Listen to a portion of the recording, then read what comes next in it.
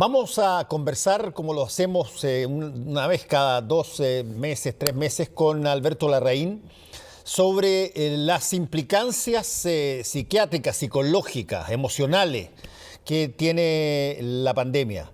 Mucho se hace hincapié en, por cierto, y con justa razón, en la enfermedad propiamente tal, en el contagio, en los decesos, en las camas disponibles, en todo lo que tiene que ver con la situación sanitaria directa asociada a los hospitales y a las clínicas. Pero desde hace algún tiempo venimos conversando con Alberto de introducir como una variable permanente la situación psicológica, psiquiátrica, mental de los chilenos en situación de pandemia, porque no solamente aquí, sino que en muchas partes se ha hecho esto de tener un monitoreo muy exhaustivo, no solamente a lo que está faltando en materia material por la pandemia, sino que lo que está faltando en materia emocional, psicológica, las cosas que suceden, cómo se toman determinadas decisiones desde el punto de vista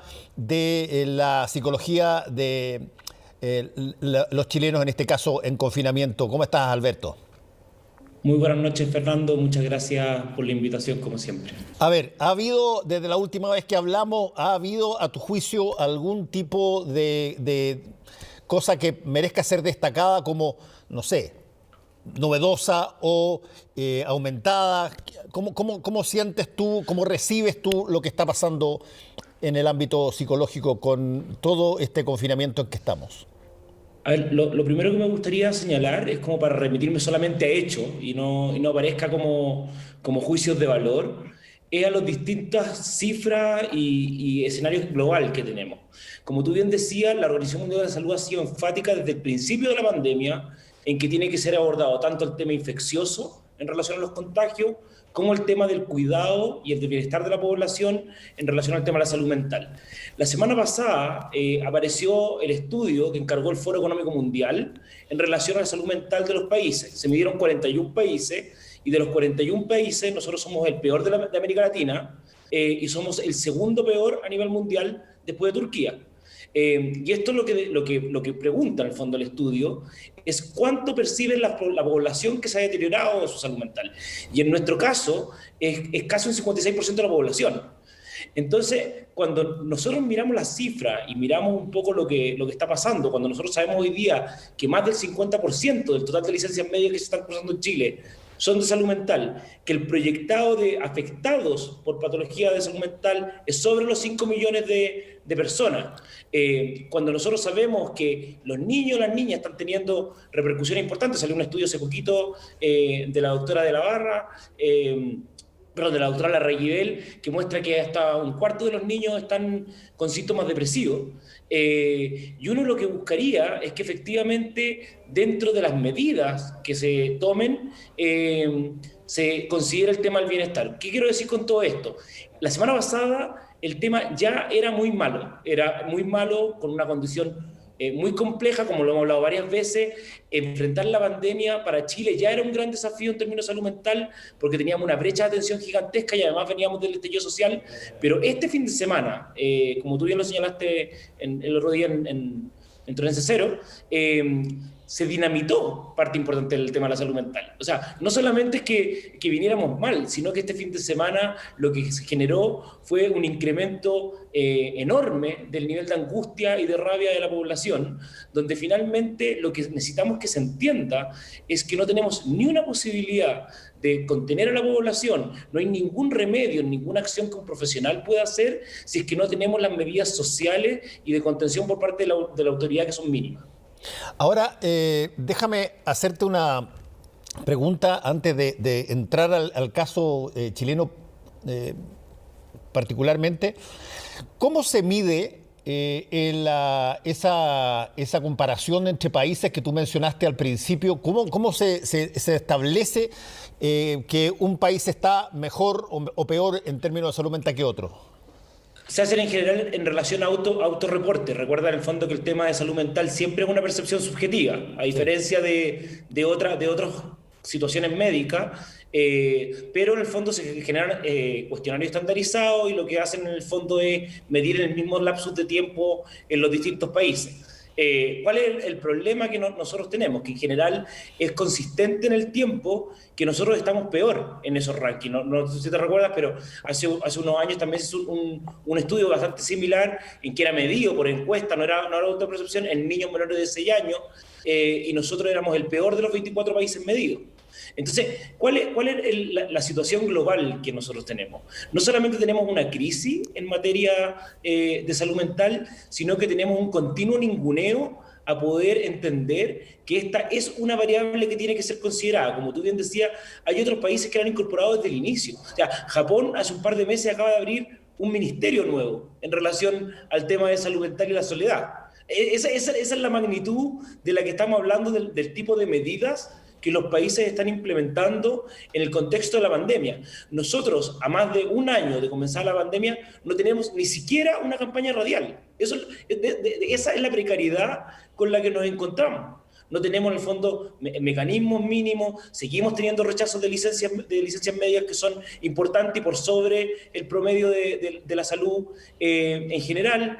No tenemos ninguna medida para la infancia en relación de bienestar, ninguna. O sea, no estamos hablando de que haya una que otra. No hemos sido capaces de generar ningún evento simbólico para los fallecidos. O sea, el otro día se tuvo un minuto de silencio por el príncipe de Inglaterra.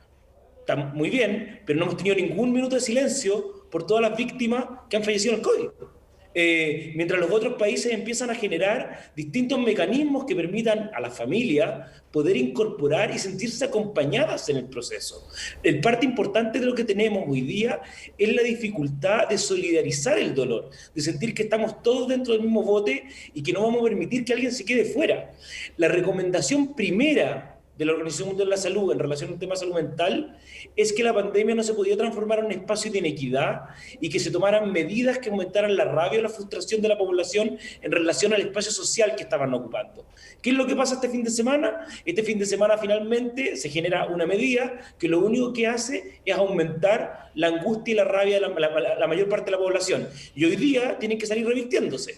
Entonces, ese es el tipo de medidas que finalmente hacen que el tema del cuidado no sea preponderante y no esté en el centro. Lo único que nosotros pedimos es que se nos escuche y que se dimensione que poner el bienestar y el cuidado como tanto una acción y un elemento de consideración en la toma de decisiones es tan importante como el tema del contagio y el número de camas que se están ocupando. Alberto, tú mencionaste que hay en varios países han generado no solamente institucionalidad dirigida a esto, sino que además tienen líneas de trabajo directas con el tema de salud mental a raíz de la pandemia, sabiendo que en otros países, igual como en el nuestro, cuando tú obligas a las personas a quedarse en un lugar, ¿no? las obligas a, de alguna forma, alterar su modus operandi tradicional, su rutina, las cosas a las que estaban acostumbrados, lo que les daba confianza, y se genera todo esto en un marco de incertidumbre. Bueno, van a pasar cosas. ¿Qué tanto se puede anticipar lo que va a pasar para poder hacer algo al respecto, Alberto? Harto, o sea, esto no es la séptima plaga de Egipto ni una profecía autocumplida. Pongamos un ejemplo bien concreto para la gente que nos escucha. Una de las grandes interrogantes que está surgiendo hoy día en el mundo es qué va a pasar con la generación menor de 5 años en relación a la pandemia, ¿ya? Donde nosotros sabemos que están viviendo aproximadamente un 30% de su vida en condiciones de encierro. ¿Cuál es la recomendación? ¿Cuál es la recomendación que hoy día están haciendo todos los especialistas? Uno, generar ciertos espacios que permitan que estos niños y niñas tengan cierto nivel de descompresión de estrés emocional. Nosotros no hemos sido capaces de generar la franja que en el fondo está hoy día implementada en gran parte de los países del mundo. Segundo, en estos mismos niveles, o en estos niveles escolares o en los niveles escolares superiores, han habido múltiples recomendaciones respecto a flexibilizar, por ejemplo, la franja de clase. Hay distintas modalidades. Hay modalidades, por ejemplo, que hay colegios que implementan 4 días de clase a la semana, con 3 días de fin de semana. Hay otros colegios que han implementado a nivel mundial 3 semanas de clase más 1 semana de vacaciones, que se van intercalando en el tiempo. En Chile tenemos algunos colegios que lo han implementado, pero son colegios privados. Y yo he tomado contacto con esos colegios y todos te dicen que efectivamente hay un enorme bienestar al implementarlo y un alivio importante en relación al estrés, no solamente para los niños y las niñas, sino que también para los profesores, que hoy día tienen un nivel de sobrecarga importante, pero también para las familias, que muchas de ellas están teletrabajando o con un apremio económico y que además están en temas de cuidado. Entonces, esas medidas que son tan simples, que son en el fondo, que requieren, sí, cambiar la dinámica que tradicionalmente hemos tenido, porque claramente en esa dinámica no puede imperar el CIMSE. Esta es una dinámica que lo que busca es el bienestar y el confort por sobre la productividad o ciertos estándares de conocimiento, contenido que se pasan tradicionalmente.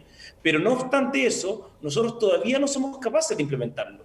Y la pregunta yo creo que es, ¿por qué no somos capaces de implementarlo? Y lo que yo creo, o tiendo a creer, es que efectivamente hay una resistencia tan grande al modelo que hemos tenido tradicional, en nuestro país, donde lo productivo es lo más importante, donde efectivamente lo que se busca permanentemente es que haya cierto nivel de productividad en todo nivel, que esto no funciona con la pandemia. Esto de verdad es un modelo que no permite, en el fondo, poner en el centro el dolor de las personas. Mira, Fernando, yo el fin de semana, yo en general trato como de mantenerme bien ecuánime, pero este fin de semana fue un nivel de agobio en relación a los que atendemos en temas de salud mental. Yo te digo, en general nosotros estamos trabajando 16, 17 horas. Esa es la realidad y no damos abasto con la cantidad de gente que necesita hora, con la cantidad de gente que necesita cobertura, pero tampoco somos capaces de contrarrestar la implementación de malas políticas públicas. Yo comenté por redes sociales, por Twitter, que el sábado estuve hasta las 5 de la mañana, el domingo en la madrugada, hasta las 5 de la mañana, una paciente que se descompensó en relación a que le rechazaron el bono. Y él había puesto toda su esperanza en respecto a poder tener por fin algún tipo de ayuda estatal importante después de un año completo de enorme vulnerabilidad social, y finalmente lo que se le generó fue una crisis de angustia importantísima que terminó en que tuvimos que intentar hospitalizarla porque no logramos hospitalizarla. Y estoy contando esto porque le pedí permiso a la familia para contarlo también, ¿me entendí? Entonces, aquí lo que hay que dimensionar es que hay una parte importantísima de la población que está extremadamente al límite. Y estamos hablando de 5 millones de personas, no estamos hablando de una u otra o una cantidad menor. Estamos hablando que hay una cantidad enorme de niños y niñas que efectivamente requieren modificaciones. Yo te digo, yo ayer tuve 2 personas que me comentaron que iban a sacar a sus hijos del colegio, ¿ya? Iban a sacar a sus hijos del colegio por temas de estrés. Cuando nosotros sabemos además que los niños que se retiran del colegio tienen un riesgo enorme de desertar más hacia adelante, que no se vuelvan a reincorporar. Entonces, aquí de verdad lo que está en juego es de manera muy importante lo que pasa con el país hacia adelante. Entonces, el llamado yo creo que para las autoridades es que de verdad se pongan la mano en el corazón y entiendan que el tema de salud mental, el tema del bienestar y el dolor de la población es fundamental hoy día para poder seguir dirigiendo el país. ¿Se podría, de alguna forma, Alberto, estoy inventando, y puede ser una locura, pero por eso la planteo abiertamente, ¿se podría plantear llamémosla así, una mesa ad hoc de salud mental que sea asesora o que tenga algún grado de injerencia en la toma de decisiones a la hora de no solamente las medidas, sino que además la forma como la gente está respondiendo a la pandemia? Mira, el año pasado el gobierno en el segundo semestre generó una mesa presidencial de salud mental. A mí me tocó participar en ella. Y yo te diría que de manera muy interesante, era la primera vez que era una mesa que no solamente era técnica. Habían senadores, estaban los jefes de servicio y además estábamos parte de los técnicos. De las recomendaciones que se hicieron en esa mesa, es un mínimo las que se han implementado. Un mínimo. De hecho, una de las primeras recomendaciones tenía que ver con una campaña comunicacional respecto a explicarle a la población cómo tenían que generar ciertos niveles de autocuidado mínimo. Obviamente logramos cosas, logramos, por ejemplo, que el presupuesto de salud mental no disminuyera versus otras partidas de salud en el contexto de la pandemia. Y tuvimos un incremento de 18.000 millones de pesos.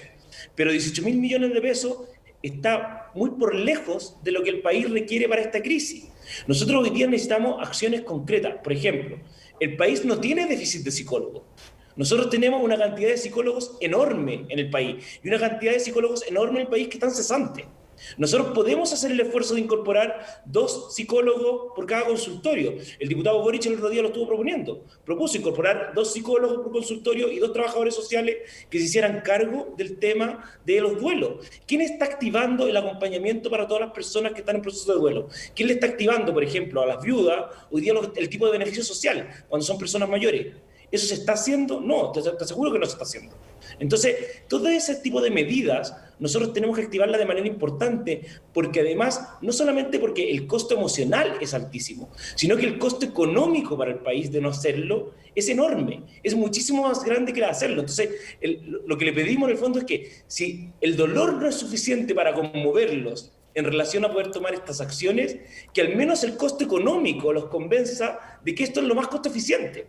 Entonces, hoy día lo que nos pasa a nosotros es que de verdad, mira, hoy día yo creo que a diferencia de cuando tuvimos la primera conversación hace un tiempo de salud mental, el tema de salud mental uno tenía que convencer, era como una evangelización continua. Hoy día no hay nadie en el país que no considere que el tema de salud mental es relevante, ¿ya? Nadie, es algo que está absolutamente validado. Pero no tenemos indicadores mínimos. No tenemos el tema de la licencia salud mental. Nosotros no sabemos cuántas son las camas disponibles que nos están quedando, no sabemos cuántos son los pacientes que se están hospitalizando, no tenemos las cifras de suicidio recurrentemente, si es que están aumentando, si están aumentando las cifras de violencia, no las tenemos consolidadas. Pese a que a nivel mundial se ha hecho un énfasis en que efectivamente hayan reportes consolidados de cómo está evolucionando esto. Nosotros sabemos, por ejemplo, que en Chile ha aumentado el femicidio frustrado.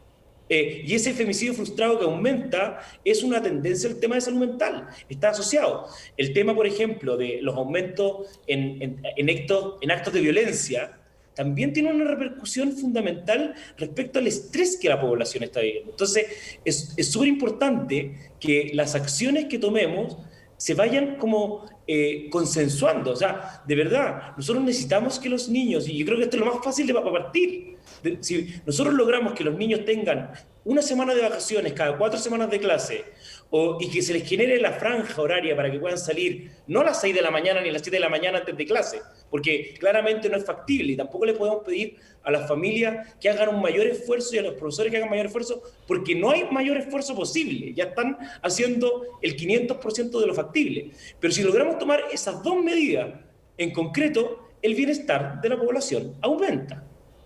Ahora, el otro riesgo es cómo esto se traslada a una situación, Alberto, que vamos a vivir y que estamos viviendo, pero que la vamos a vivir mucho más álgidamente, de durísima competencia electoral, que donde hay contienda, donde hay gente que sale o que va a salir a la calle, donde hay gente que se enfrenta a otra en términos de diálogo, a veces no de diálogo, donde hay encuentros que son reprimidos por la fuerza pública, y todo eso te genera una situación, si es que tú estás de antemano con una situación mental muy aguda, me imagino que en la antesala de muchas cosas que están pasando y que van a pasar en términos electorales o en términos de definiciones clave, ¿cómo calza todo eso con lo que se debe esperar del comportamiento de los ciudadanos?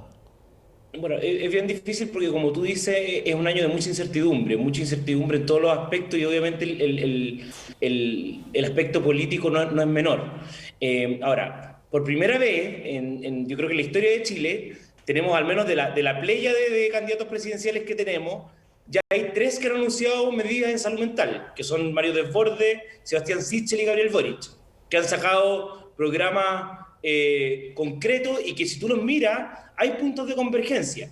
¿Qué es lo que uno esperaría en este contexto? Probablemente, como tú señalabas, más que a lo mejor una mesa, es tratar de establecer que tiene que haber una continuidad en lo que se haga en salud mental entre este gobierno y el próximo, ¿ya? Nosotros necesitamos al menos 2 años de estabilidad, de incremento progresivo de presupuesto, pero al mismo tiempo de que las directrices sean mayores. Probablemente lo que debiéramos lograr, si fuéramos un país que tiene capacidad de sentarse a la mesa y poner en el centro el bienestar de quienes están sufriendo, sería poder consensuar esas medidas y establecer a lo mejor, más que una mesa, yo creo que el problema es que hoy día necesitamos injerencia. Ese es el problema más grande. Yo ayer escuchaba a personas mayores que estaban muy agradecidas con el tema de la franja horaria para que ellos pudieran comprar, porque efectivamente les cuesta mucho acceder al tema internet, pero el horario que se colocó la franja es un horario muy de mañana y la gente que está con frío te dice que son siendo personas mayores no pueden salir a esa hora. Entonces ahí es donde nuevamente uno empieza a notar cómo la toma de decisiones es más bien desde una planilla Excel o desde una estadística que del conocimiento real de la población que la va a utilizar. Y eso es lo que a nosotros nos duele y nos cuesta. Yo creo que fue... Perdona, Alberto, ¿alguna cosa novedosa que haya salido en términos de salud mental? No estoy hablando del Ministerio en Japón, por ejemplo, que es una institucionalidad que toma tiempo, pero algo novedoso en medio de la pandemia en algún lugar que te haya llamado la atención y que sea factible, por lo menos, de pimponearlo, por lo menos acá. Sí, yo creo que hay dos cosas que son muy interesantes, para ponerlo como en concreto. Uno son los programas de asistencia permanente y acompañamiento al personal médico, ¿ya? Y el personal de salud que está continuamente atendiendo, ¿ya? Y que se generan dispositivos de acompañamiento y preventivos de deterioro de salud mental constante. Algo se está haciendo en esta línea, pero aún es muy incipiente. Estamos muy lejos de ser el dispositivo que se requeriría. Lo segundo, que es muy llamativo, es que se han empezado a generar un montón de políticas o dispositivos en relación a prevenir que los duelos de los deudos, en el fondo, de personas con COVID o incluso con otras patologías, se transformen en duelos patológicos, en duelos en el fondo que puedan conllevar una enfermedad. Y se han generado distintos canales. España e Inglaterra, por ejemplo, abrieron canales formales que permiten a las familias incorporar la biografía de sus familiares y que al mismo tiempo reciban un acompañamiento continuo por parte del personal respecto a lo que están viviendo. Nosotros hoy día eso no lo tenemos. Y es fundamental hacerlo cuando nosotros sabemos que son más de 30.000 los fallecidos. Si uno lo proyecta por 4, en términos de decir, mira, imaginemos solamente la familia directa, que sería como el número mágico que ocupa el Ministerio siempre de Desarrollo Social, que es multiplicar por 4, tendríamos aproximadamente 120.000 personas que requieren acompañamiento. Y la pregunta es, ¿quién los está acompañando? Y ojo, que ese acompañamiento no siempre requiere que sea un médico ni que sea un psiquiatra. Si lo que nosotros estamos diciendo es que necesitamos activar una red de sostén que permita de nuevo solidarizar el dolor, que las personas sientan que este dolor que ellos están viviendo, yo también me estoy haciendo cargo. Yo no puedo en el fondo dimensionarlo, no lo puedo vivir por ello, pero lo que sí puedo hacer es acompañarlo y lograr que de esta manera disminuya. El problema que nosotros estamos viviendo, y cual yo creo que es el mayor temor que muchos tienen, es que efectivamente la sensación de rabia y de angustia que se está como incubando en la población, efectivamente puede llevar a generar otro estallido social. Y generar otro estallido social en el contexto de la pandemia, obviamente sería muchísimo más complejo. Sí. Bueno, vamos a dejar pasar un par de meses y vamos a conversar de nuevo, Alberto, a ver si es que hay algún tipo de avance o algún tipo de idea o evolución que haya podido recaer en medidas como las que probablemente tú estás manifestando, digamos. Sí, yo lo último decirle a la gente, acompáñense, este es un momento para querernos, para estar juntos. Las personas que tienen dificultad, compártanlo, no se guarden esas emociones. Yo todos los días estoy tratando de compartir consejos a través del Instagram o del Twitter. Mientras no haya una campaña formal, hay un montón de colegas que también lo están haciendo, o canales o fundaciones. Entonces, ojalá poder recurrir a esos espacios para que puedan estar lo mejor posible. Tú hablaste de tu Instagram o de los Instagram. ¿Cuál Instagram es ese? Mira, el mío es @AlbertoLarraín S. Está el de la Fundación para la Confianza también, que es @para la confianza. el Colegio Médico está subiendo también distintas infografías. La Universidad de Chile tiene un centro de estudios que se llama el MIDAP, @MIDAP también han subido una serie de condiciones. Y para la gente que tiene situaciones de suicidio está la Fundación José Ignacio. Todo esto son muy buenos espacios para poder en el fondo buscar algún tipo de apoyo que efectivamente hoy día pareciera ser tan difícil de acceder. Alberto Larraín, muchas gracias por haber estado con nosotros nuevamente. Que te vaya muy bien. Muchas gracias a ti, Fernando. Chao. Que estés muy bien. Volvemos en un ratito.